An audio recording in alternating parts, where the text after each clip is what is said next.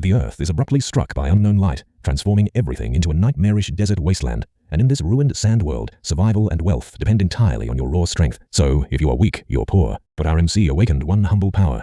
He can control the endless sand. And in this desert wasteland, imagine what that terrifying power could become. The world rests in his hands, and his dark potential seems limitless. The story begins with Zion, our protagonist, a miserable peasant caught in the middle of a group of ruthless, ugly men. However, our boy isn't completely helpless as he fights back, recalling that he has never truly killed anyone before. There was only one incident, a small accident, where a man tried to steal his belongings and ended up dying unintentionally. In this world, Awakeners are treated like gods, and the thought that he may have killed someone connected to Leong, an Awakener, terrifies him. The same thug remains completely unaffected by Zion's punch and retaliates by slamming him aside, using his awakened power to teach him a harsh lesson. Fortunately, an unexpected accident causes their vehicle to flip over, injuring the man in the process. As the driver clings to life, he reveals that they are being swallowed whole by a massive sandworm the size of Godzilla. Zion struggles to hold on, convinced that this is the end for him. He knows he is weak, and if only he were stronger, things might have been different. The sandworm devours him, yet somehow he does not die. Instead, he finds himself alive inside the creature, stunned by the impossible situation. Surrounded by the remains of what seems to be humanity's downfall, visions of a ruined world flood his mind, revealing what has become of their once thriving planet. In that moment, Zion awakens his first ability. Acting on instinct, he chants Sandblaster, firing a fearsome shot that pierces through the creature's body. Now armed with a newfound power, he dares to believe he can survive even against impossible odds. He feels every beat of his heart as if his entire body is surging with energy, and realizes that this is the awakening process taking place. Meanwhile, the sandworm prepares to devour him completely, but Zion stands his ground, refusing to back down. Just as the creature lunges, a mysterious man suddenly appears and intervenes. With incredible speed, the man throws Zion into the air, causing him to crash heavily onto the ground. Confused and disoriented, Zion wonders how this stranger appeared out of nowhere. When he looks up, he is horrified to see the man driving a blade into the sandworm's neck, dark blood bursting from its body. The man casually mocks the creature for making him climb so high before preparing his final move. With a savage kick, he drives the sword deeper, killing the monster instantly. Zion is left stunned, realizing that defeating such a creature is no easy feat, especially since this is his first encounter with a sandworm. Before he can even process what just happened, a blue-haired shotty approaches him and reveals that the man is Captain Jang Young Bayan, known for being flashy. Zion is completely confused by how these people seem to appear out of thin air. As the woman casually praises her captain, Zion notices her overwhelming presence and realizes she is incredibly powerful. At the same time, he feels his body starting to freeze, adding to his confusion. Captain Jang remarks that a sandworm is not even a challenging opponent for him, then addresses Giselle while glancing at the scene. Turning back, he finds the two interacting. Giselle, playful yet obedient, has no trouble dragging Zion around like a rag doll. In an instant, she overpowers him and pins him down, leaving him completely helpless. Giselle begins guessing Zion's rank and abilities, wondering how she should figure it out. However, she soon notices something unusual. Zion is not an Awakener at all. Pinned to the ground, he cannot believe what he is hearing. She continues twisting his arm while informing the captain that he has no rank insignia. Zion is confused, thinking she must be mistaken since every Awakener is supposed to have one. From inside the vehicle, another teammate shouts at them to hurry up. Giselle then asks the captain what they should do, pointing out that it would be strange to leave him there to die. Ironically, Zion finds this amusing, considering she was just about to break his arm. Captain Jang studies him briefly before instructing Giselle to toss him into the back, as he seems to be heading toward the mine anyway. In the next scene, Zion finds himself inside a damaged vehicle filled with a noisy and chaotic group. Captain Jang's team is far from calm, creating constant commotion. Meanwhile, Zion is tied up in the back like luggage, forced to listen to their conversations. As sand begins drifting into the vehicle, it becomes clear that Zion is secretly manipulating it, confirming that he has indeed awakened his powers. However, he cannot understand why no one can see his rank insignia. When he checks it himself, he notices something strange. The mark appears orange, blending almost perfectly with the color of sand. Normally, the color of an insignia determines an Awakener's classification, blue for magic types and red for combat types. Although there are rumors of other classifications, Zion has never heard of anyone capable of controlling sand before. Even as he effortlessly manipulates it, he realizes his ability is completely unique. Unfortunately, he also recognizes that he is considered an F rank, the lowest tier. Still, there is a silver lining as his power seems to have limitless potential, allowing him to adapt like the desert itself. Satisfied with this, Zion decides to hide his abilities for now, waiting for the right moment to reveal them. Deep down, he believes that one day he will gain control over the entire desert, and perhaps even dominate the planet itself. This raises an unsettling question. Will he become a hero, or something far more dangerous? Eventually, they arrive at a stunning magic crystal mine. Observing the checkpoint, Xeon notes that everything appears normal at first glance. One of the men orders him to follow without speaking, leaving Xeon no choice but to comply. From a distance, Giselle and Captain Jang discuss how unusual the boy is. While some might assume he survived purely by luck, the captain strongly disagrees. Earlier, he noticed a massive hole in the sandworm's body, suggesting that Xeon was somehow involved. Despite this, he chooses not to question the boy further, believing they are destined to meet again. As the story progresses, a surprising twist unfolds. Instead of dark tunnels, the mine is filled with people enjoying festivities, completely defying Xeon's expectations. The man escorting him mentions that he will call the supervisor soon and tells him to stay put. Left alone, Xeon feels uneasy in such an unfamiliar place. The man even jokes about putting a bullet in his head before walking off, leaving him free to move around, convinced it would not matter anyway. Ignoring the threat, Zion realizes he is starving and begins searching for food.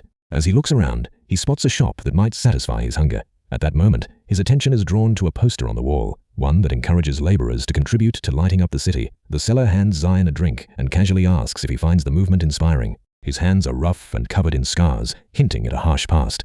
As he explains that the city's true energy source is not mana stones. Confused by where the conversation is going, Zion asks what he really means.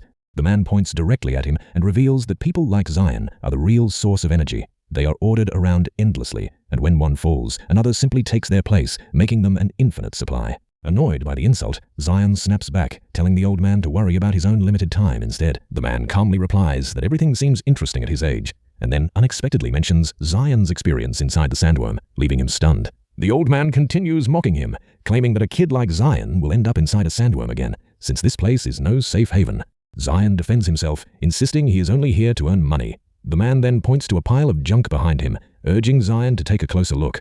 At first, Zion sees nothing but useless scraps, but the seller explains that each item once belonged to someone who came here before him. These are the remnants of people who met the same fate awaiting Zion. Many try to resist entering the mines, but the temptation of mana stones is too strong. Out of fear, they sell everything they own just to survive, clinging desperately to life while losing pieces of themselves. In the end, nothing changes, and everything they gain eventually slips away. With no hope left, the old man now tells newcomers the harsh truth directly: the mine will consume them.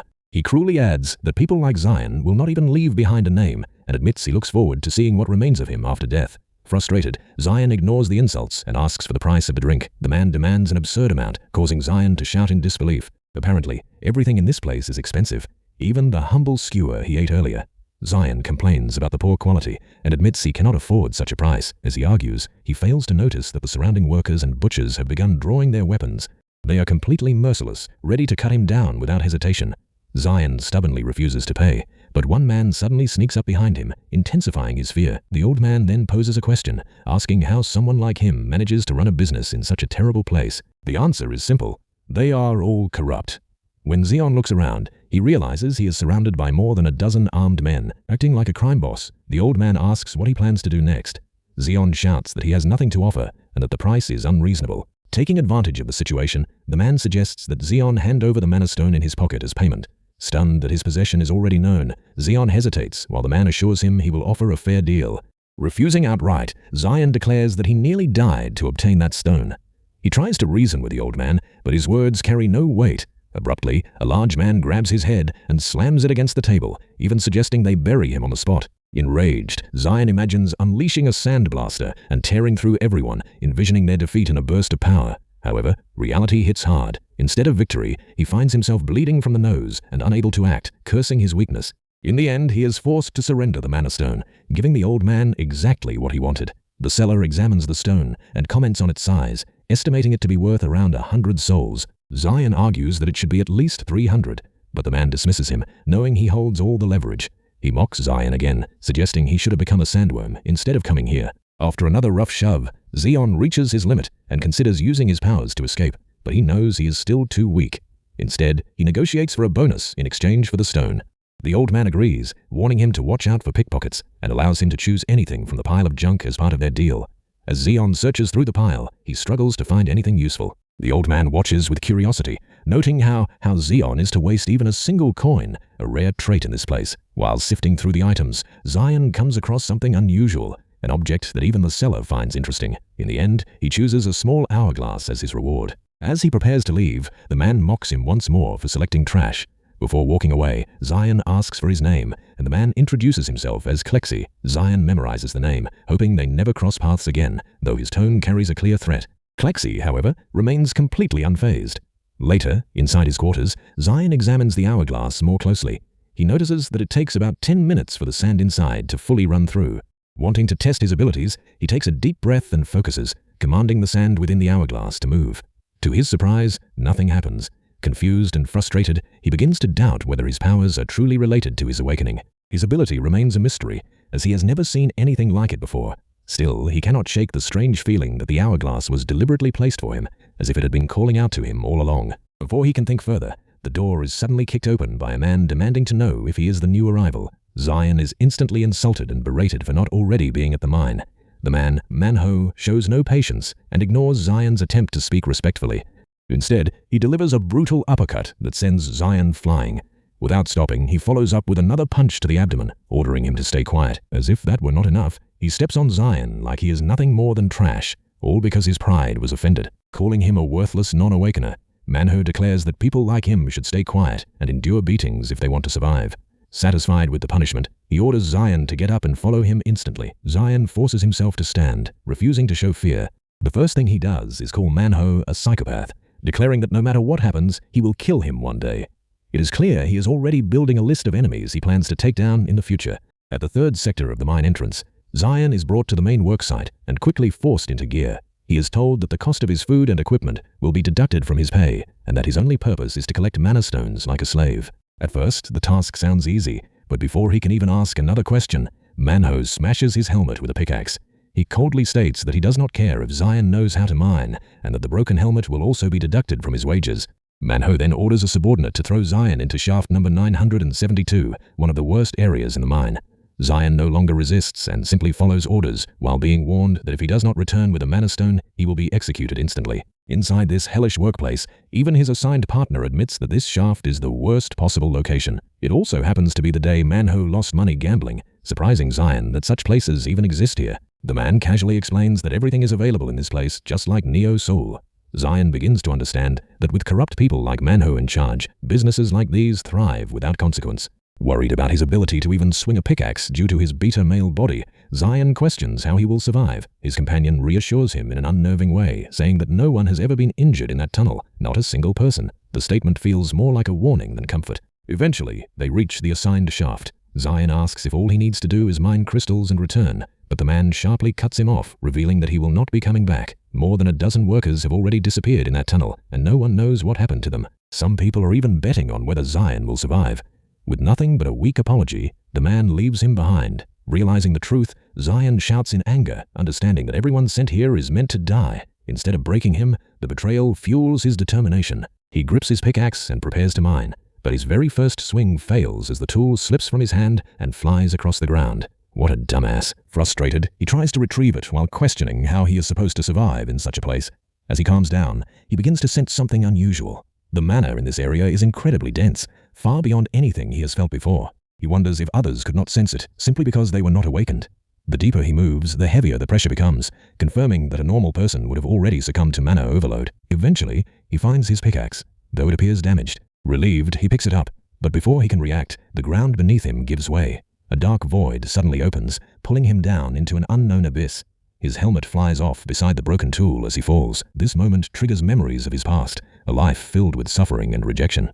Everyone around him always told him he would die, forcing him to fight endlessly just to survive.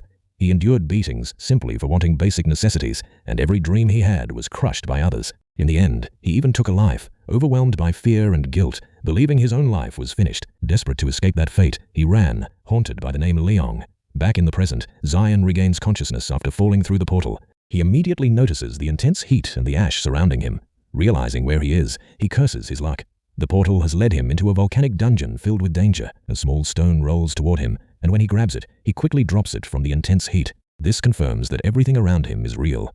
Drawing from what he knows about dungeons, he understands that there must be both an entrance and an exit. With his hand burned, he tears a piece of cloth to cover his mouth, knowing that the ash alone could suffocate him if he stays too long. Determined to survive, Zion assumes that the exit lies at the highest point of the volcanic area. Staying still would mean certain death, so he decides to move as rapidly as possible while there are no visible monsters. With renewed determination, he charges forward, pushing his body to its limits. Despite his confidence, he barely avoids falling into lava and struggles to maintain his footing as the unstable terrain collapses beneath him. At one point, he nearly falls into the molten pit, barely saving himself by clinging to the edge. Even then, he refuses to give up, declaring that something like lava will not stop him. After barely surviving multiple near-death situations, his frustration grows, and he directs all his anger toward Manho, swearing revenge. However, he quickly regains focus, reminding himself that survival is his only priority. From his current position, he calculates that he needs only a few more jumps to reach the highest point. Without hesitation, he pushes forward, determined not to let his life end in such a place. Just as hope begins to rise, a massive creature bursts from the lava and devours him whole, before diving back into the molten depths. However, the creature soon senses something unusual and looks upward. Zion is still alive. He managed to escape its jaws and cling to a nearby ledge using his powers. Through this ordeal, he realizes that he can manipulate volcanic ash as well, which saves him from certain death. Exhausted and nearly unconscious from the intense heat, he struggles to breathe as the environment itself becomes his greatest enemy. His body begins to fail, and the thought of death crosses his mind once again. Refusing to give in, Zion forces himself back up, clinging to his will to survive. Even in this desperate moment, he finds a strange motivation, refusing to die before experiencing more of life. Gathering what little strength he has left, he manipulates the volcanic ash once more, preparing for the monster's next attack. As the creature emerges again from the lava, Zion braces himself for battle. Just then, a mysterious voice suddenly echoes, acknowledging his unique ability and praising his potential. Zion is startled by the sudden voice, while the speaker expresses deep interest in his ability to manipulate sand. Moments later, an old man descends from above, almost like a blessing sent from the heavens. Gripping his sword mid-fall, he crashes down at incredible speed and slams directly into the monster. The sheer force of the impact sends shockwaves through the area, distorting the flow of lava and scattering debris everywhere. Zion is nearly wiped out by the blast alone, his body trembling as the pressure ruptures his eardrums and dulls his senses. When he finally looks up, he sees the aftermath. The creature has been cleanly split in half. The man standing before him is on an entirely different level, far beyond any Awakener Zion has ever seen. The old man casually steps forward, each movement carrying overwhelming force. Zion is left speechless, completely absorbed by the display of power. The Awakener asks for his name, but when Zion does not respond, he creates a tense situation, threatening consequences if the boy does not answer before he counts to 3. As the countdown begins, the man prepares himself, and by the time he reaches 1, he is already looming over Zion like a terrifying presence. In the end, he does nothing, instead questioning why the boy looks so dazed. In truth, Zion can barely hear anything due to his damaged hearing. Misunderstanding the silence, the man draws his sword, considering killing him outright for refusing to answer. Panicking as his hearing begins to return, Zion frantically begs for mercy and explains that he does not understand what is happening. Relieved to hear him speak, the man decides he is not beyond saving and asks again for his name. Zion finally answers, and the old man immediately mocks him for having such a pathetic name. Before Zion can react, the man destroys a nearby boulder with ease and introduces himself as Odin. Even after hearing his name, Zion remains confused by his actions. Frustrated, he demands an explanation, questioning why he is being insulted despite being saved. Odin calls him a fool once again and explains that Zion has fallen into a deadly phenomenon known as a snare. Ignoring the insults, Zion listens carefully as Odin explains that a snare occurs when a dungeon becomes oversaturated with mana. To stabilize itself, the dungeon creates additional entry points to release excess mana, which in turn draws in nearby living beings. Most people never encounter such a situation, making Zion's luck exceptionally terrible. This revelation only strengthens Zion's anger toward Manho for sending him there. Still unimpressed, Odin insults him again before demonstrating something important. He tells Zion to focus his mana into his eyes. Though confused at first, Zion follows the instruction and begins channeling his mana into his vision. As he does, his perception changes completely. He begins to see things he could not before, and the realization terrifies him. Odin explains that the creature Zion faced earlier possesses stealth abilities, allowing it to hunt without being detected. The monster had been in front of him the entire time, yet Zion never sensed it. Even the boulder Odin destroyed earlier was actually another hidden creature. Without his intervention, Zion would have died without ever realizing what killed him. Realizing that the old man has saved him twice now, Zion becomes even more curious about his identity. When he asks, Odin dismisses the question and simply repeats his name, refusing to elaborate. Zion, still overwhelmed, demands to know how someone can be so powerful. Odin casually explains that they are inside a dungeon and refers to it as his personal hunting ground. He then tells Zion to watch closely as he prepares to demonstrate his abilities. Drawing his sword, he shouts out a technique, unleashing a massive wave of force that echoes throughout the dungeon. Zion instinctively covers his ears, confused at first, but soon realizes what is happening. The area is abruptly filled with countless fire-based monsters swarming from every direction. Odin appears thrilled by the sight, leaving Xeon behind and telling him to figure out how to survive on his own. Thrown into a life-or-death situation, Xeon curses the old man while desperately trying to think of a way out. However, escape is impossible. The monsters are far too fast, attacking him repeatedly and tearing his clothes apart bit by bit. He struggles to keep up, unable to track against their movements. As the attacks continue, he notices something unnerving. The creatures keep targeting his left side repeatedly. Desperate, he tries to fight back using sand, but his attacks fail to land as the monsters easily evade them and strike back. Overwhelmed, Xeon feels completely useless compared to Odin. He raises his arms to shield himself, barely managing to protect his face as attacks rain down on him. Realizing he will die if he continues like this, he begins to panic. But the thought of dying after being saved twice fills him with frustration and shame. In that moment, he recalls Odin's earlier words about seeing through mana. Though his ears are still ringing, he focuses on the lesson instead of his fear. Calling himself pathetic, he refuses to give up and begins concentrating his mana into his eyes once again. Slowly, he refines his control, increasing the clarity of his perception. He focuses on sensing the flow of mana rather than relying on his physical sight. This time, it works. He begins to detect the presence of the monsters through their magical energy. Now able to track their movements, Xeon waits for the right moment. As soon as one enters his range, he strikes precisely, finally taking down 2 of the flying creatures that had been attacking him. For the first time, he feels a sense of control in this chaotic battle. Meanwhile, Odin continues fighting much larger monsters in the distance, clearly enjoying himself. He remarks that it has been a long time since he has felt this excited in a fight, treating the entire situation as nothing more than a thrilling hunt. Odin charges forward and delivers a devastating punch, tearing the massive crocodile-like monster clean in half. As the creature collapses, he casually remarks that it was not even a proper opponent, sounding almost disappointed that it failed to give him any real excitement. He lets out a sigh and comments on how the number of dungeons has declined compared to his younger days. Watching the scene unfold, Xeon cannot help but feel a strange sense of pity for the monster. The way Odin killed it so effortlessly makes it seem no more threatening than a small lizard. Meanwhile, Xeon himself is reaching his limit, letting out a weak laugh at his own situation. Suddenly, a powerful shockwave hits him, forcing him to his knees as he vomits from the impact. Barely regaining his footing, he asks what has happened. Odin calmly explains that what Xeon felt was the roar of the dungeon boss. Every dungeon has a final boss, and that is the real reason he came here. Moments later, a massive drake descends from above. Odin identifies it as a crimson drake. Hearing the term, Xeon asks if it is a dragon, but Odin immediately corrects him. He even complains that it is disappointing to face only a B-rank creature instead of a true dragon. Despite his tone, the drake is clearly deadly, surrounded by a powerful force field. Xeon recalls that higher-ranked monsters possess unique traits, similar to Awakeners. Observing the aura, he realizes it is blue, meaning the creature is magic type.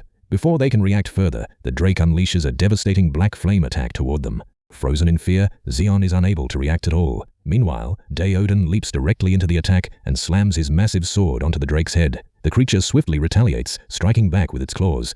Odin attempts to counter using his technique, but gets caught in the drake's grip.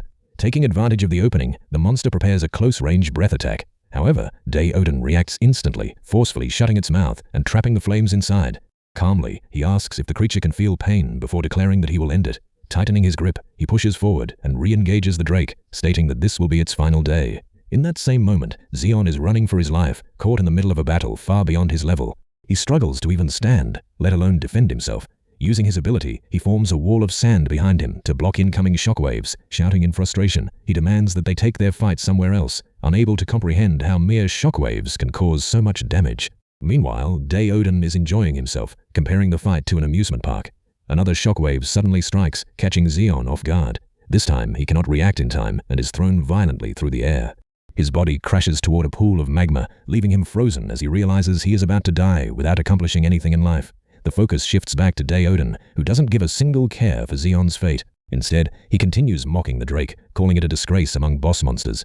Enraged by the constant insults, the creature charges up another powerful breath attack. Seeing this, Odin smiles, excited by the challenge. The drake unleashes a concentrated blast of magic that tears through everything in its path, growing stronger as it travels.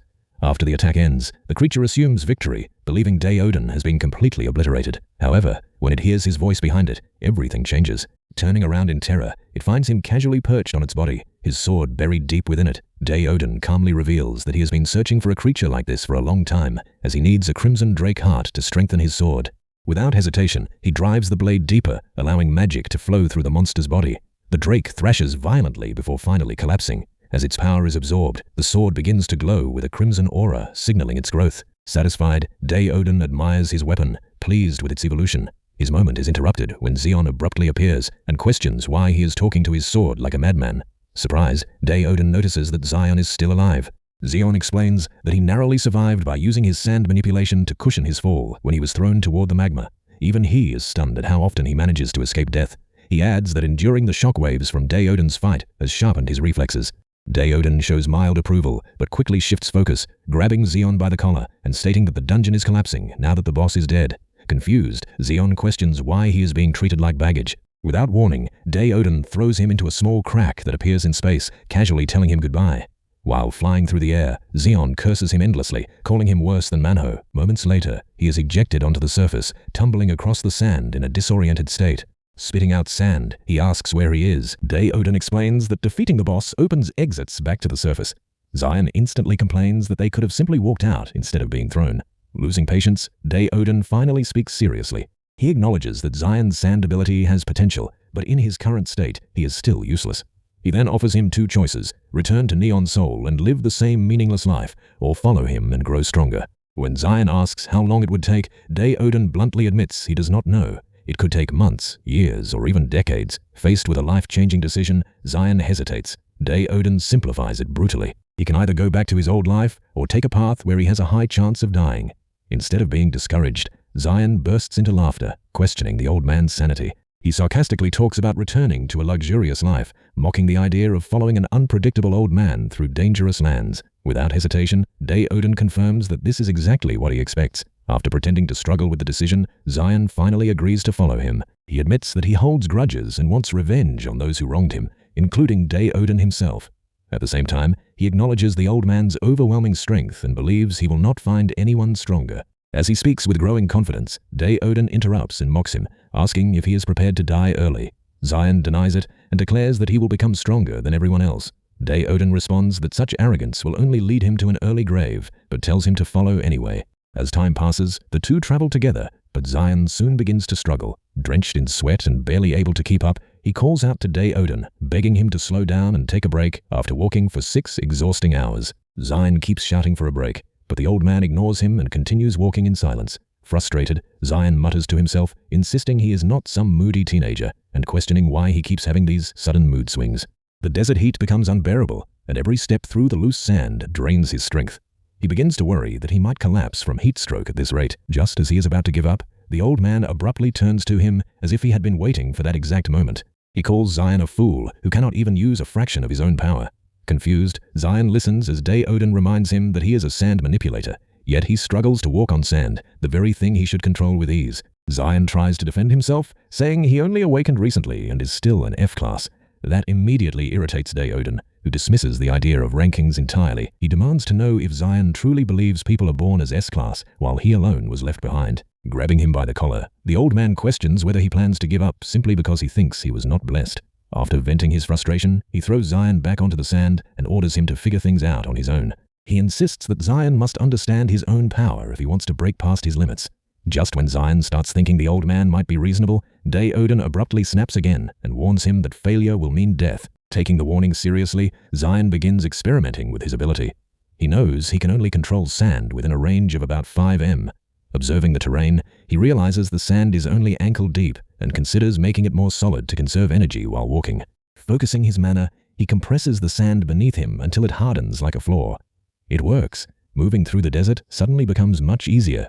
However, he soon notices how much mana this method consumes and realizes he cannot sustain it for long. Switching strategies, he concentrates mana into his legs instead. This approach proves more efficient, allowing him to move faster without draining himself as quickly.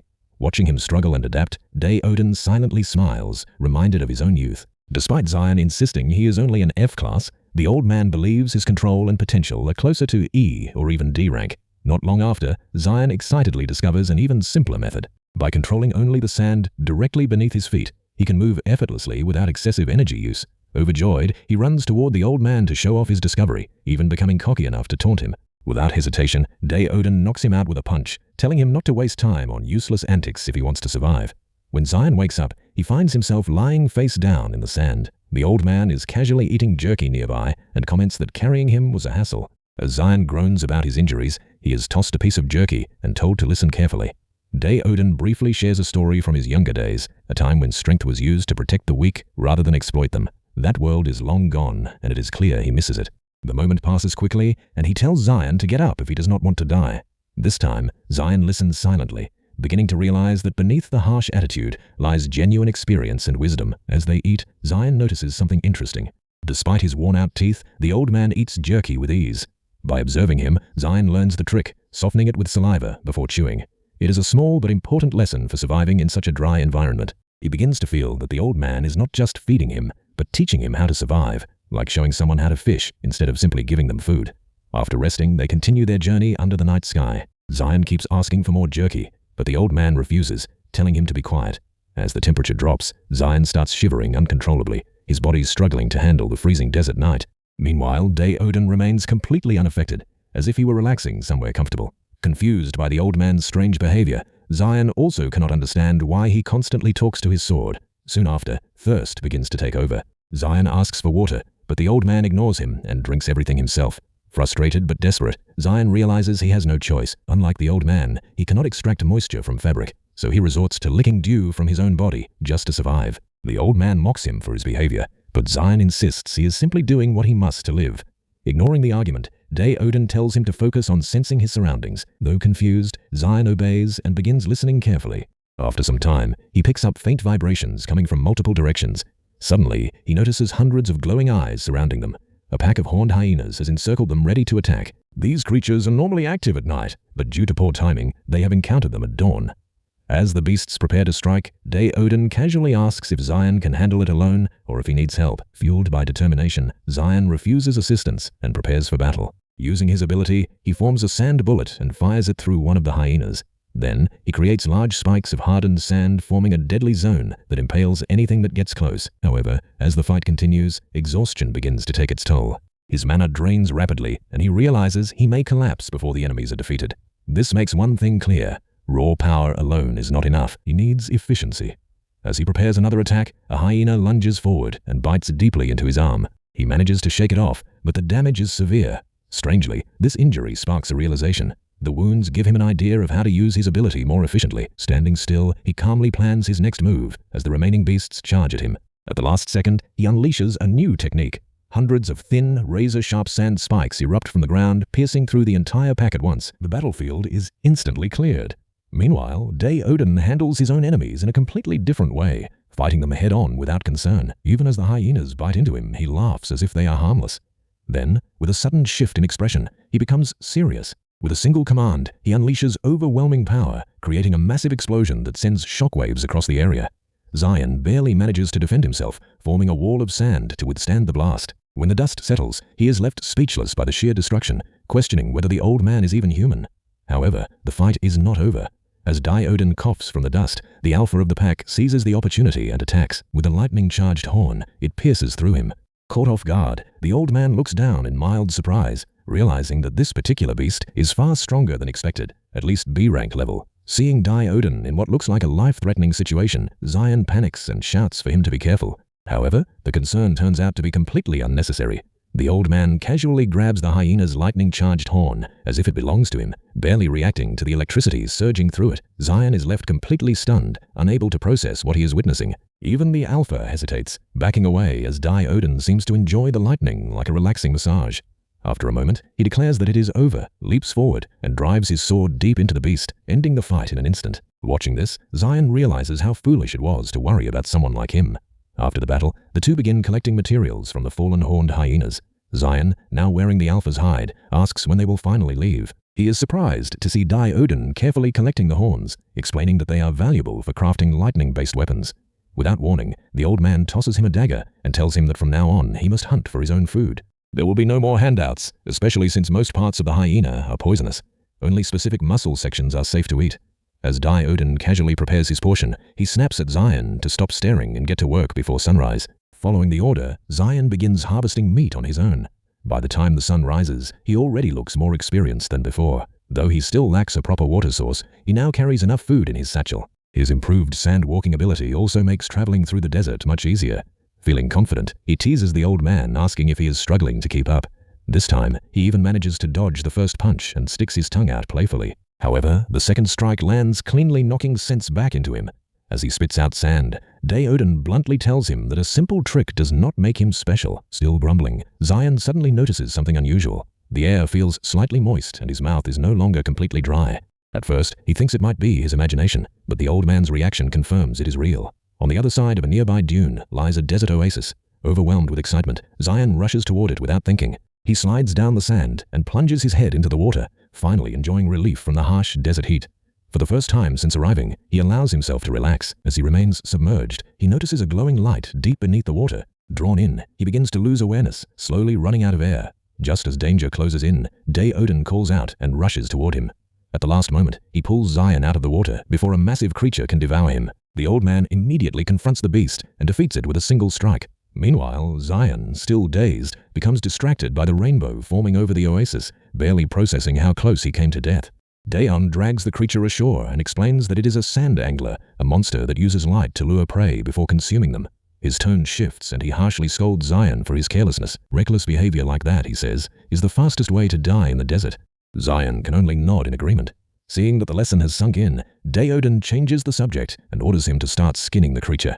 The sand angler is a valuable C-rank beast, and its skin can be used to create protective clothing. Zion begins working, though his lack of skill is obvious. The old man criticizes his clumsy handling, telling him to stop treating the task so lightly. Realizing the skin is too tough for an ordinary blade, Zion channels mana into his knife, sharpening it enough to cut through. He improvises by turning the scales into needles and using tendons as thread. Despite his creativity, the first result is a complete mess. Odin mocks him for wasting such valuable material, but Zion refuses to give up and tries again. After several hours, he finally succeeds in crafting a decent robe.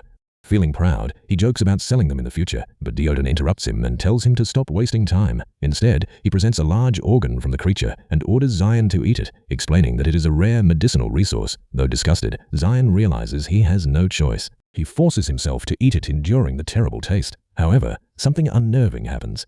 Instead of feeling full, his hunger intensifies, pushing him to consume even more. Once he finishes, Odin warns him that the real effect is about to begin. Abruptly, Zion's body reacts violently. His throat tightens, and an intense heat spreads throughout him, as if something inside is burning out of control. Overwhelmed by pain, he collapses and begins screaming. Meanwhile, Odin remains calm, telling him to endure it. He speaks about how everything in life is fleeting, much like the oasis, and how creatures like the sand angler exist to maintain balance. However, Zion, writhing in pain, interrupts him and demands help instead of lectures. Despite his condition, the old man does nothing. He simply watches for a moment before lying down and going to sleep, leaving Zion to endure the agony on his own. The next day, Zion finally opens his eyes and is met with the old man staring down at him with an unsettling smile. The sight almost scares his soul out of his body, and he instantly yells at the man for nearly giving him a heart attack. After exchanging a few more light remarks, the old man asks how he feels. Only then does Zion realize something is different inside him. His body feels lighter, his muscles stronger, and the mana within him is almost overflowing. Curious, he questions what happened, comparing the sensation to some kind of super soldier enhancement. The old man calmly explains it was due to the sand angler's gallbladder, an organ that acts like a cheat item for surviving the desert and greatly boosts strength. It is extremely valuable, which makes Zion uneasy that he was allowed to use it. The old man dismisses his concern, saying it was necessary since Zion was too weak and would only slow him down. Zion protests that he is still useful at times, but the old man cuts him off and tells him to eat so they can finish the creature. 4 days later, they finally reduce the sand angler to nothing but clean bones. With no time wasted, they resume their journey. Soon after, strong dusty winds signal a coming sandstorm. Despite the harsh conditions, Zion is barely affected thanks to his improved body, and he is amazed the old man keeps walking without any signs of fatigue. Odin remains silent for days, prompting Zion to jokingly wonder if he is going through some kind of old man crisis. 2 weeks into the journey, Zion begins questioning if the old man even knows the destination.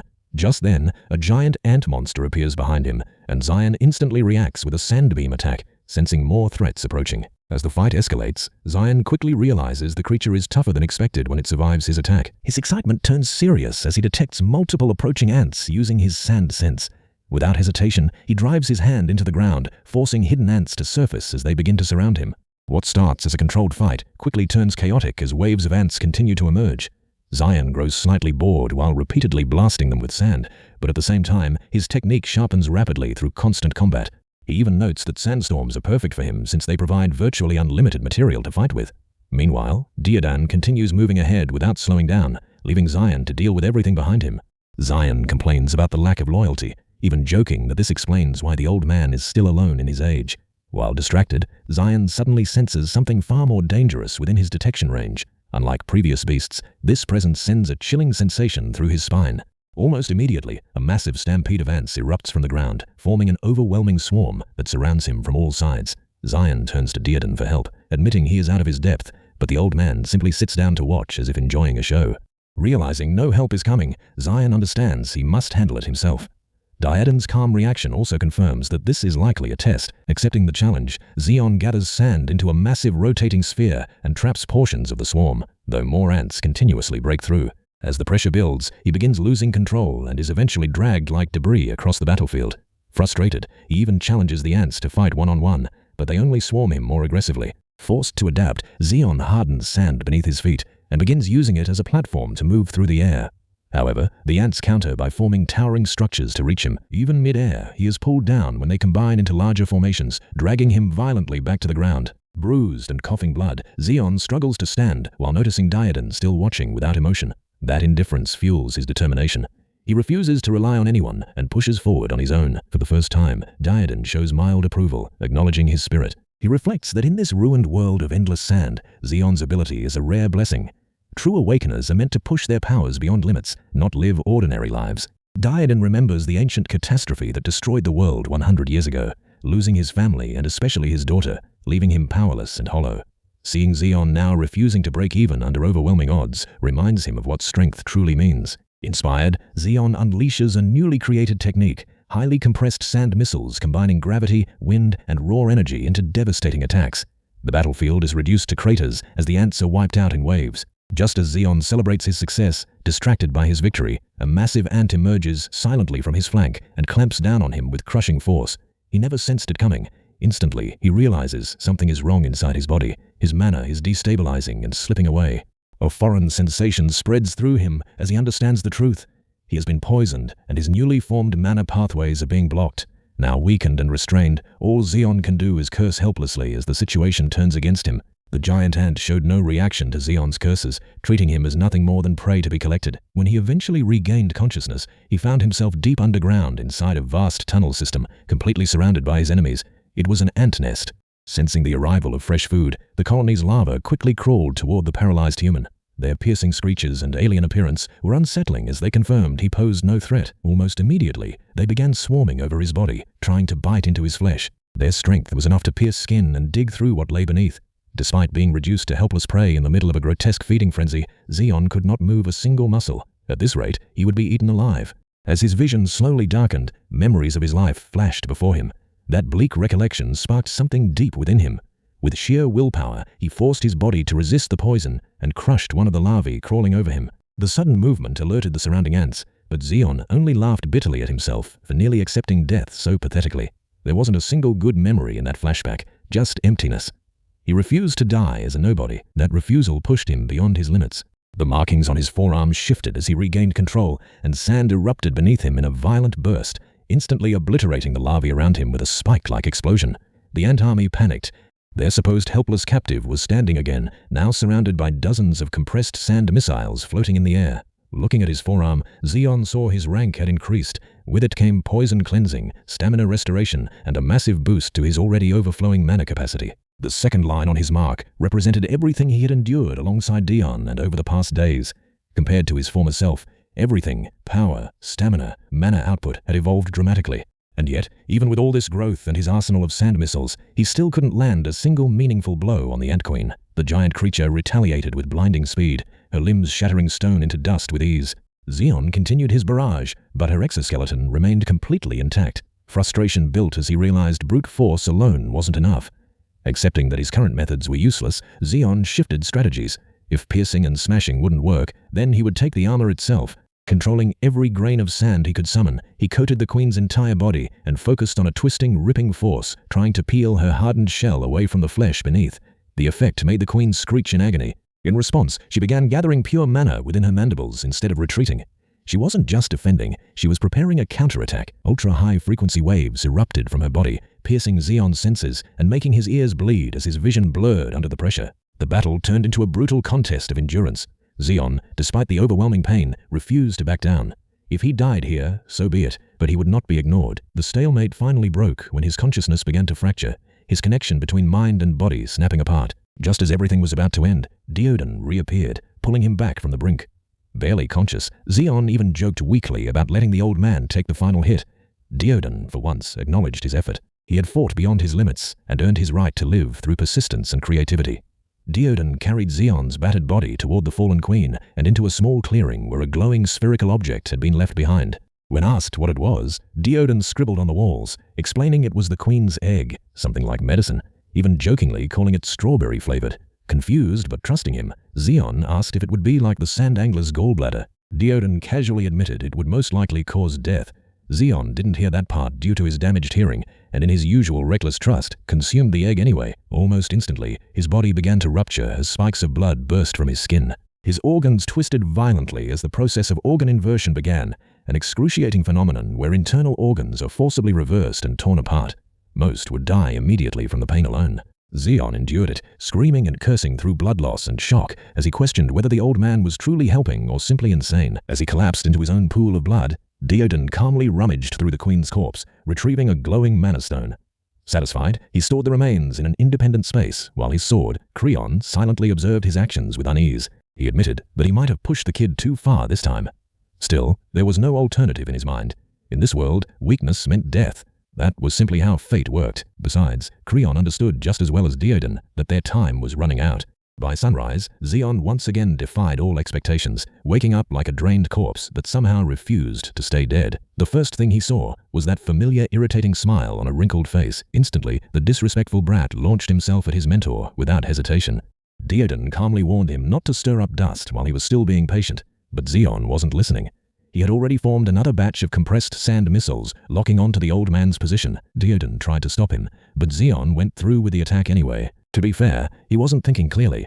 His mind was still clouded, and he genuinely believed the old man had tried to kill him. Sand erupted violently as he buried Odin under layers of pressure and debris. Still not stopping, Xeon followed up by manipulating jagged stalactites from the cavern ceiling, snapping one loose and dropping it like a spear toward the old man. The entire sequence drained him completely, both mana and stamina pushed to their limits. While Xeon ranted about betrayal and attempted murder, Odin only sighed and questioned his intelligence. Even if the queen's egg had side effects, that was no excuse to stop using his brain entirely. What shocked Xeon more wasn't his own outburst. It was the fact that Odin stood there completely unharmed. Not a scratch, not even dust on his clothes. It made him realize something simple but terrifying.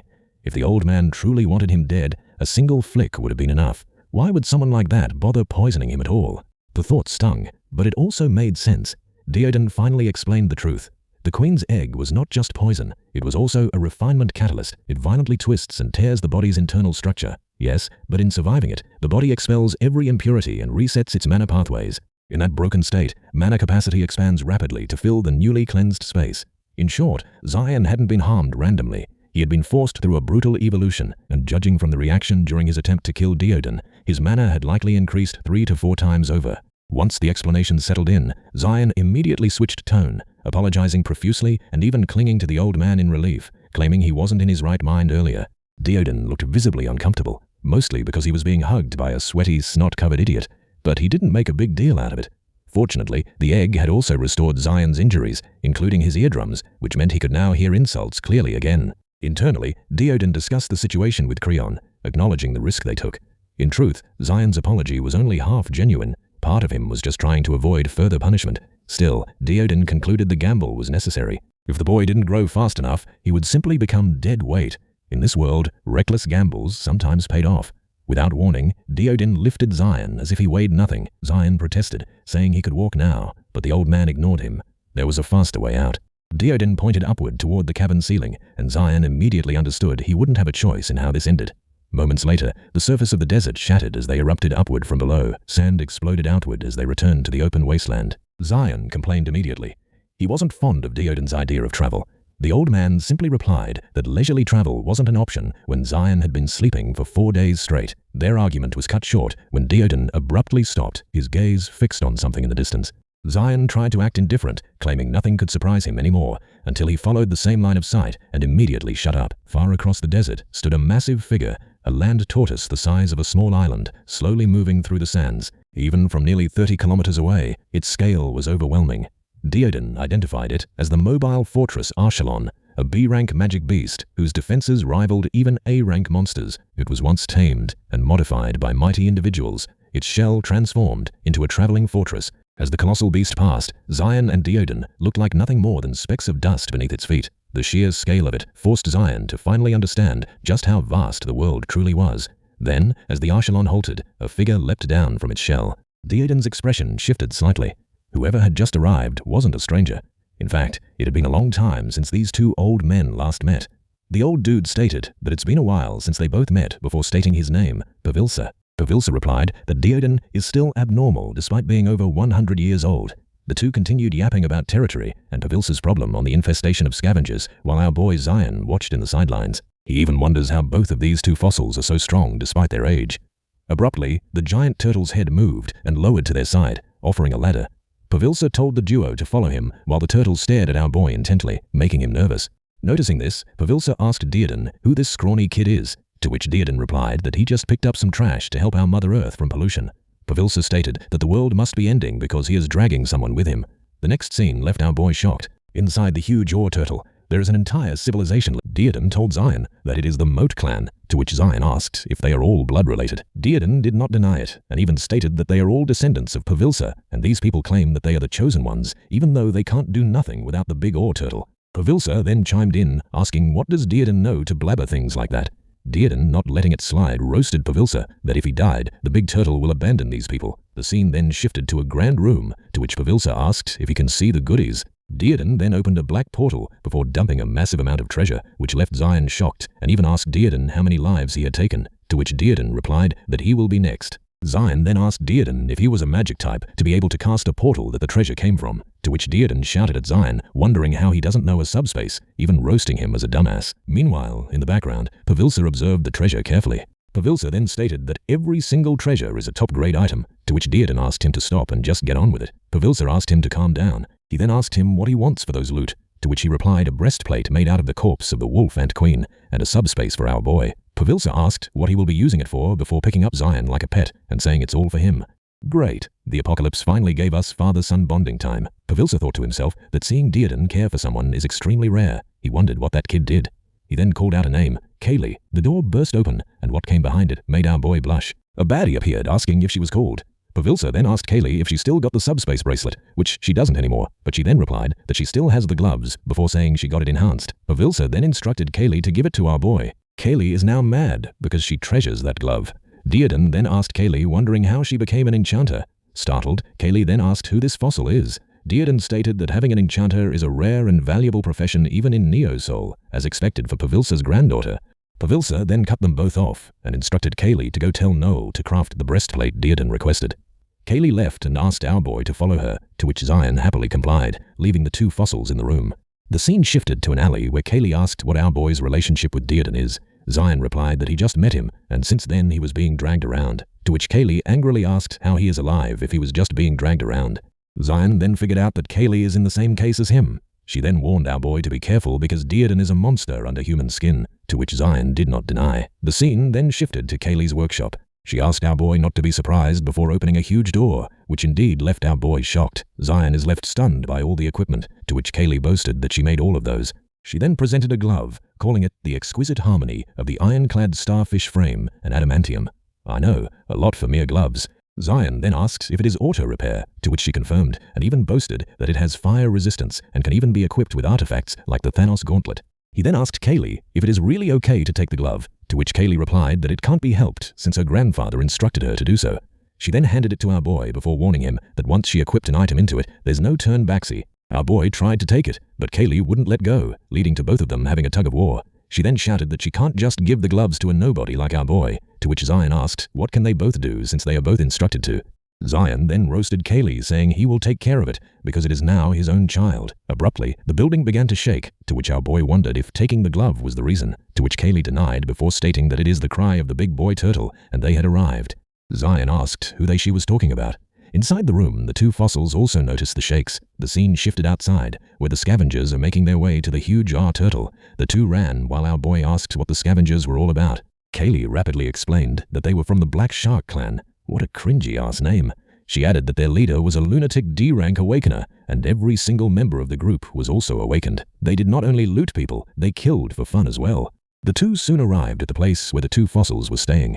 Bursting through the door, Kaylee shouted her grandfather's name. Pavilsa instantly acknowledged them and stated that they had already seen the scavengers approaching. Panicking, Kaylee asked if they should move Archon somewhere else, but Pavilsa replied that it was useless because the scavengers would catch up to them in no time. Their only option now was to fight. Kaylee instantly agreed and said that she would gather the combat members without hesitation. Suddenly, a voice interrupted them and rejected the idea. Odin declared that they would handle the situation themselves, shocking Kaylee. He then called Zion and told him to take care of everything alone. Confused, Zion repeated the order in disbelief. Odin explained that our boy should repay the treasure he had received. Zion instantly argued that there was no way he could defeat a D-rank Awakener. Odin then asked if our boy was scared. The scene shifted outside as our boy reluctantly accepted the task, remembering how he got rage-baited into fighting the scavengers. Gathering his power, he estimated that the enemies would arrive in less than 5 minutes. Wearing the glove Kaylee had given him, he prepared himself while wondering how he could possibly defeat an Awakener ranked far above him. The scene shifted back to the two fossils. Pavilsa asked if our boy would really be fine alone, but Odin questioned what he meant by that. Pavilsa clarified that he was worried whether our boy could truly defeat the scavengers by himself. Odin coldly answered that if our boy died, then he died. Pavilsa silently thought to himself that even a prodigy could fall without proper guidance. However, if our boy managed to push through this challenge, he could rise to an entirely different level. Pavilsa then shouted something toward our boy. Yes, it's blurred in the panel. Soon after, the scavengers finally arrived. The baddie called out to their captain, Gawain, and asked if they should separate the useful people to sell later. The leader rejected the idea and declared that they would butcher everyone alive instead. The crew happily agreed before charging toward the giant turtle all at once. Suddenly, one of the camels was dragged beneath the sand, leaving its rider stunned and confused. In the next moment, the ground split apart and buried several scavengers alive. The captain wondered if the sand itself was moving. The baddie quickly asked if he was all right, while the leader shouted that somebody had set up a trap. Without warning, our boy appeared behind the baddie and grabbed her from behind. Bro saw the opportunity and took it without the hesitation. Shocked, the baddie wondered when our boy had appeared there. The leader immediately shouted for him to let her go, but countless sand spikes abruptly burst through her body, killing her instantly. After that, our boy fearlessly asked who would be next. Another scavenger suddenly appeared behind Zion with a katana glowing in a red aura and swung directly at him. However, our boy easily blocked the attack using his sand abilities. The leader then shouted for everyone to look down. Beneath them, multiple sand spikes erupted from the ground. Trying to stop the attack, the swordsman slashed downward. Seeing an opening, the leader gathered his mana and prepared to punch our boy directly. However, our boy suddenly transformed into sand once again. The leader continued attacking and punched through the sand, only to realize that his own crew members had already been impaled and killed by our boy. Zion stared at the leader with grim eyes, making it clear that he would be next. The scene then shifted back to what Pavilsa had said earlier. He explained to our boy that the scavengers were no longer human and should not be treated as such. They murdered innocent people and violated women and children for entertainment, turning themselves into monsters. Hearing that made our boy furious and fully determined to kill every scavenger standing before him. The scene returned to the present as Zion prepared his sand powers while the leader gathered a blazing red aura around both of his hands. Multiple sand bullets flew toward the leader, but he easily deflected every single one. Angered, the leader demanded that Zion fight seriously instead of relying on cheap tricks. He threatened that once he defeated our boy, he would not allow him to die easily. He promised to torture Zion and make him beg for death while giving him some heavenly backshots. Cutting him off, Zion calmly asked if those were his final words, which only made the leader even more rage-baited. Watching from the sidelines, Dearden amused by our boy's rage-baiting skills. Before the battle resumed, our boy mocked the leader once more and prepared himself for the fight ahead. The masked man was now furious as his comrade's body lay motionless on the ground. Machinato considered those fallen warriors to be the very people he had acknowledged, yet they had been defeated by what he believed was merely an amateur. Because of this, he began to question who Zion truly was. At the same time, Zion formed a massive sand dragon, causing the masked man to wonder what kind of ability he was using. Gathering aura into his hand, the masked man declared that he was done playing around and insisted that Zion should stop hiding within the sand if he truly was an Awakener. In response, Zion prepared several sand bullets and fired them toward his opponent. However, the masked man created a force field that blocked every attack. Mockingly, he asked what Zion planned to do next. Suddenly, something caught him off guard. Zion had vanished. A blade suddenly descended toward his neck, but it shattered upon impact. Stunned by the failure of his attack, Zion wondered if the masked man had somehow predicted his move. The masked man smiled and stated that Zion had finally entered his range. Before Zion could react, the masked man grabbed him and slammed him into the ground. He declared that a single mistake in battle could cost someone their life. Strengthening his power, he relentlessly pummeled Zion, claiming that every punch was meant for his fallen comrades. He further stated that regardless of what ability Zion possessed, it would become useless the moment he entered his range. Abruptly, two giant sand hands emerged and grabbed the masked man's fists, leaving him stunned. Zion had clearly been pinned to the ground, making the situation impossible to understand. Moments later, he realized that it was all part of Zion's sand manipulation. He concluded that Zion had removed his gauntlet to escape. However, it was already too late. The sand pierced through his body before a barrage of sand projectiles crashed into him. The masked man blamed himself for allowing Zion to escape after panicking. He also noticed that his wound was significantly shallower than before, indicating that Zion's power had weakened. Remembering how much stronger the previous attacks had been, he concluded that the gauntlet must have been amplifying Zion's abilities.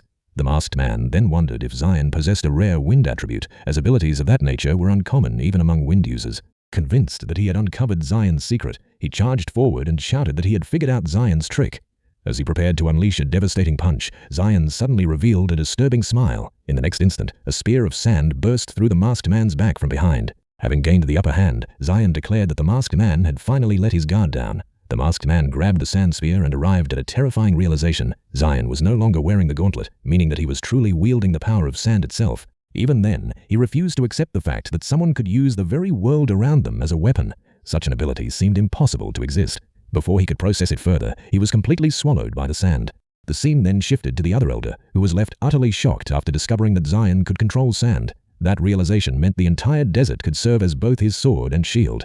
He was even more startled because Gawain was an exceptionally experienced combatant, making Zion's victory almost unbelievable. The elder then looked toward Diadon and wondered where he had found someone like Zion. Zion knelt on the ground while clutching his injured arm as blood dripped from his body. He muttered that it had been a close call. If he had taken one more Mike Tyson punch, he was finished. He then wondered whether Diadon would praise him for the victory. However, a powerful strike abruptly slammed into the ground beside him, startling him. The impact created a massive crater, leaving Zion confused about what had just happened. Moments later, Diadon shouted and demanded to know how Zion could even think about returning after doing such a poor job. Confused, Zion asked what he had done wrong this time. Diadon looked at him with disgust before explaining that Zion had left one enemy alive. He pointed out that the swordsman had been carrying a spare weapon and had intended to ambush him. Zion was left speechless. Diadon then asked how long Zion intended to remain so foolish. He ordered him to go back and warned that such a mindset would have gotten him killed long ago. The other two then approached Zion. The elder explained that every member of Archelon was a non-combatant and expressed his gratitude for Zion's actions. He stated that countless lives would have been lost if Zion had not defeated the bandits. Kaylee instantly hugged Zion and praised him for taking down the entire Black Shark squad by himself.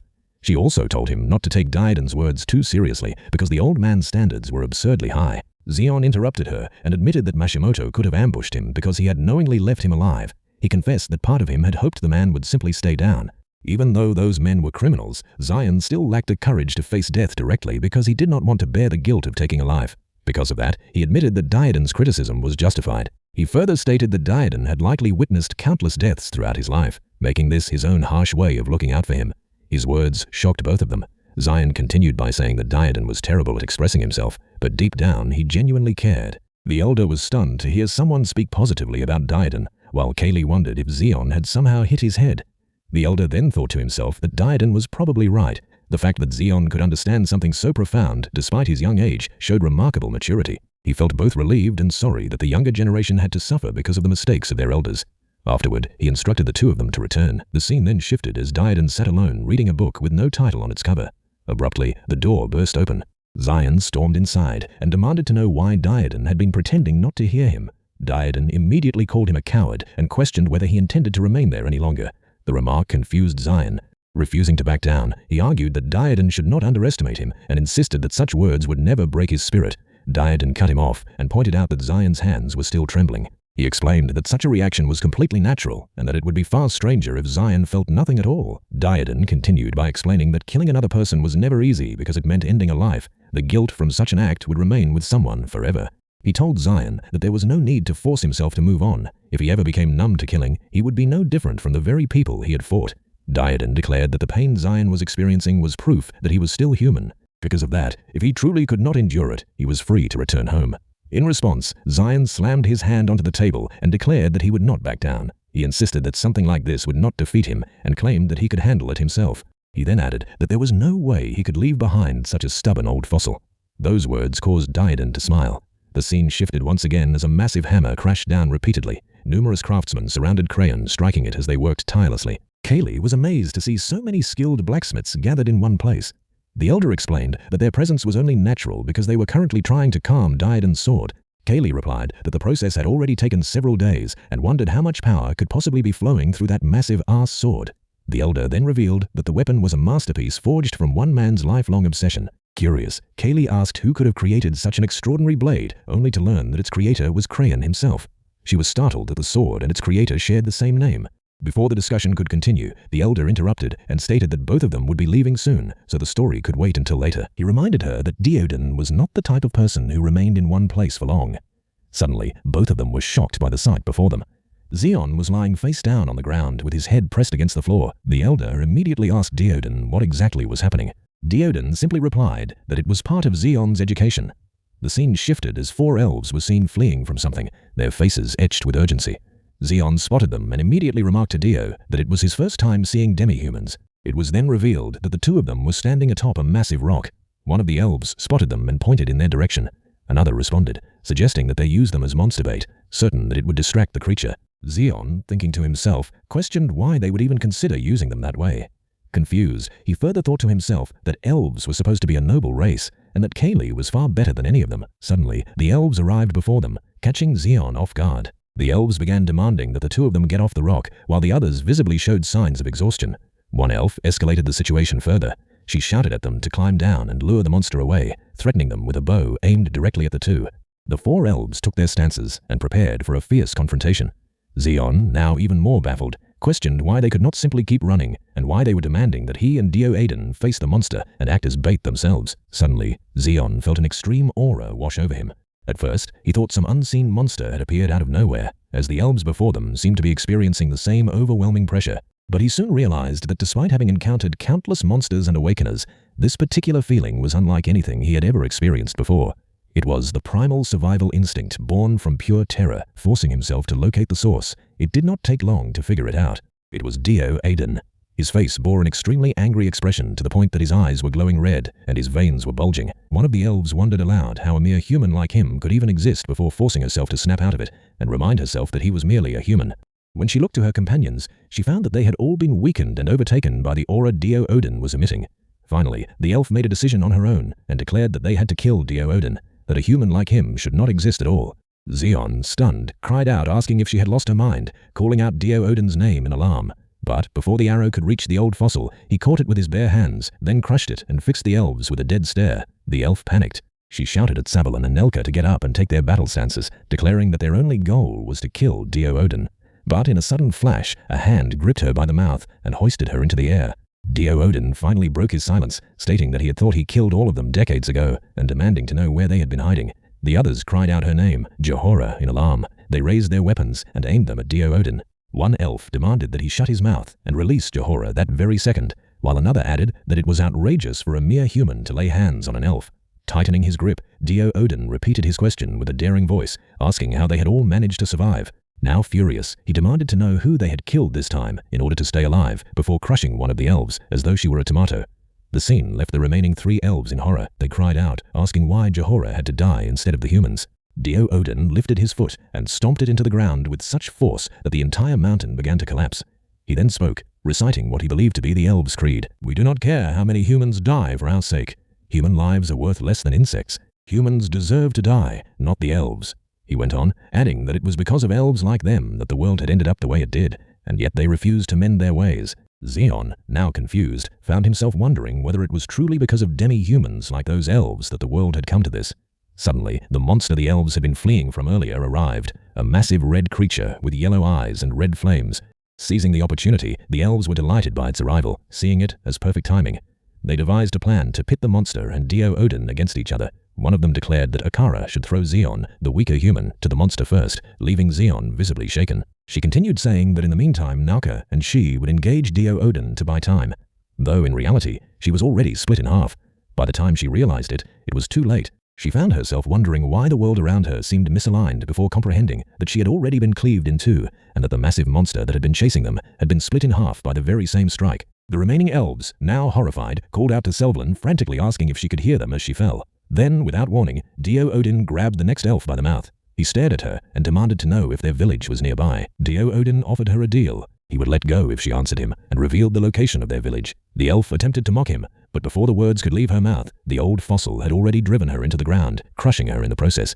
Dio Odin then turned, in the manner of those from horror movies, toward the next elf who had already soiled herself in terror. She shouted at him with a shaking voice to stay away, trembling uncontrollably. Xion rushed toward Dio Odin and urged him to wait, insisting that he let him know what was going on. But before he could get close, Dio Odin shoved him aside with one hand with such force that Xion was sent flying into the nearby rocks. Returning his attention to the elf, Dio Odin taunted her, pointing out that she was trembling before a human and had lowered herself to such a pitiful state. With a mocking smile, he once again demanded the location of their village. She asked why a human would ever seek out an elven village. But before she could finish the sentence, Dio Odin fixed her with a stare that defied description, his eyes radiating pure rage and killing intent. Trembling, the elf had no choice but to gesture in the direction. Dio Odin thanked her. She then begged for her life, pleading that she had been wrong. Dio Odin readied himself and launched off in that direction with a sudden explosive force, leaving behind a massive eruption of sand and dust. The elf sat there in his wake, regretting having revealed the location of the village as tears welled up in her eyes. But she managed a weak laugh, consoling herself with the thought that at least she had survived. What a selfish dumbass. Before she even knew it, however, her own head was floating. It had already been severed. The scene then shifted to Xion as he lay among the rubble, slowly pulling himself up. He thought to himself that had it not been for the chest plate, his ribs would have been shattered to dust. He looked around silently, wondering why Dio Odin would go this far. Fixing his gaze on the direction Dio Odin had gone, he followed. As he traveled, he recalled Dio Odin's words that he had already killed all of those elves decades ago as the scene pulled back from above, revealing just how small Xion appeared beside the enormous monster that Dio Odin one-tapped. The scene shifted to Xion as he ran through the endless desert, wondering where Dio Odin had gone. He remembered Dio Odin speaking to the elves earlier, claiming he thought he had wiped them out decades ago, and angrily demanding to know where they had been hiding all this time. Xion then arrived at a destroyed city as smoke rose from the households. He was shocked to witness the horrific scene before him. Countless elf corpses littered the ground. Xion sweated profusely as he realized he had arrived too late. Suddenly, a crying voice rang out in the distance. Xion immediately turned toward the sound, and without hesitation charged toward it, hoping that someone might have survived. He pushed his senses to their limit and questioned whether it was one person or two, but one thing was certain to Xion: they were close and not far from him. Xion finally arrived at the source of the crying, thinking to himself that he was not too late and could find them quickly. However, the horrific scene left him shocked as the elf begged for her life, insisting that she would not do anything. But it was far too late as Dio Odin sliced her down without any hesitation. Witnessing this, Xion had had enough. He created a huge sand wave, intending to attack Dio Odin, and shouted, asking why this old fossil would go this far. Dio Odin, unfazed, simply stood there and said it was nothing, adding that if Xion was trying to play hero, then he released an overwhelming aura that easily fended off Xion's sand attack and sent him flying. While Xion was airborne, Dio Odin dived down to pin him to the ground with his huge sword. Xion then tried to counterattack. He launched countless sand into Dio Odin's face, causing a massive explosion that set nearby sand flying everywhere. But Dio Odin was tougher still as he stomped Xion's head further into the ground, before stating that Xion was not a hero, but just an unruly cult. Finally, Xion spoke up. He kept thinking about the things he had seen on his way to the village, since he did not really understand how this world worked and why Dio Odin was full of such hatred. He even added that stepping in would be a rash thing to do, given how strong Dio Odin was. He continued that if it were about revenge, he could at least vaguely understand. But to kill even the innocent and those who had surrendered without any will to fight seemed unjust. However, Dio Odin cut him off and stomped on his back, causing him to cough up blood onto the ground. Dio Odin then asked Xion if the scavengers he had encountered in Arceus Lon were enemies who had killed his loved ones, or if he had simply gone on a rampage after receiving an indulgence to slaughter. Xion, beginning to lose consciousness, replied that it had never been a thought of his to see it as an indulgence. Finally, Dio Odin spoke up again. He stated that the 4 elves they had encountered earlier possessed a harsh mentality that did not appear overnight, and those 4 were not different from the rest of the elves in the village. Dio Odin further explained that some humans kill passively, while elves kill willingly. They do this not for pleasure, not for religious reasons, but purely for selfish reasons. He looked down at Xion and stated that the elves had convinced themselves that humans were meant to be victims. That way they would not have to despair over their own circumstances. Xion, confused, asked Dio Odin what he meant as he struggled to get up. Dio Odin replied with another stomp, before adding that Xion's ideals might fit Neo's soul and hold to be true, but that was the only place where the compassion Xion mentioned was true and permitted, because it would be troublesome if the slaves died, since they were the city's main source of power. Dio Odin then shouted that this place was far different from Neo's soul, where there was only struggle. He told Xion that he should look at where he was before preaching such heroic ideals. Stopping the stomping, Dio Odin revealed that he had seen the world before and after it was changed. turning his back on Zion, who was lying on the ground. He stated that he refused to believe that a single person's will is powerless. He added that this was the path he had chosen, and told Zion that he would not be saying these things if Zion had seen what he had seen. While walking away as Zion looked at him from the ground, Zion, with a bloody face, asked Dio Odin what it was that he did not know. Dio Odin replied that Zion did not know anything about this world, that he was young and naive enough to make mistakes, and that he knew nothing about the lives they had lived. Zion slowly got up on his knees and stated to Dio Odin that he was the one who told him not to give up. Looking at Dio Odin with a serious expression, Zion declared that he too would walk his own path and would not give up. He locked eyes with Dio Odin, and finally his grandfather gave up. Dio Odin tossed Zion some items and stated that he should look around the village. Zion then asked Dio Odin where these items had come from, to which Dio Odin simply replied that he did not know and that Zion would find out when he returned to Archelon. The scene shifted as we saw Zion walking through the village. Zion noticed that the village was small in scale and there were no stores or shops nearby. It was entirely residential. Zion also noticed that he had not found any other settlements on the way to the village. This village was not just a place for sleeping. The elf village looked different from the usual settlements he was familiar with. In one of the homes, he saw a chest with a body lying on it. Examining the treasure inside, he noticed that the style was unlike anything he had ever seen before, not even in Neosol, the mines, or Archelon. Holding the treasure in his hands, he realized that these objects were not usually made by humans. The texture felt ancient, as if it were from more than 100 years ago. He recalled hearing that the demi-humans had appeared 100 years ago when the earth began to turn into the desert. Looking up, he saw a scripture that appeared to be an instruction for something. He wondered to himself if all of the demi-humans' existence had only come about 100 years ago. The language of the scripture was something Zion had never seen before, and he could not even tell which way to read it. Placing his hand on the scripture, he stated that he had never really thought about monsters and demi-humans because they had been around before he was even born. But these creatures could not have simply appeared in this world on their own. He remembered what Dio Odin had said earlier about the elves killing humans and how they would not feel guilty either way. But looking back at this evidence, he thought that these demi-humans did not look like they had come to Earth willingly. Dio, what if someone or something had brought them to Earth? If that were the case, then this world originally belonged to humans. He also realized that the reason they needed the village for residency was because everything else they required only involved killing or taking from humans. With this conclusion, Zion exploded the houses with his sand abilities. Getting on his knees, he used his sand ability to bury everything, the elves, the houses, and the entire village itself. Panting in exhaustion, he took a deep breath and wiped the sweat from his face. He then turned toward the direction of the village and stated that this was the least he could do for them, a final tribute to the humans who had fallen at the hands of the elves.